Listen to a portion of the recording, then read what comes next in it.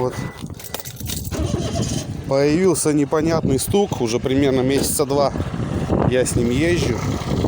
Вот, визуально где-то идет с первого цилиндра, по ощущениям.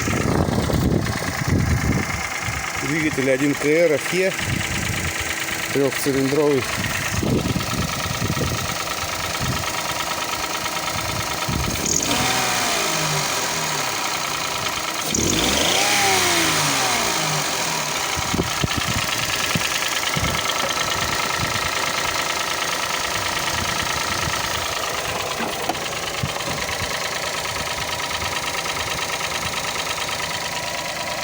Заезжали на СТО скидывали крышку клапанную, скидывали поддон.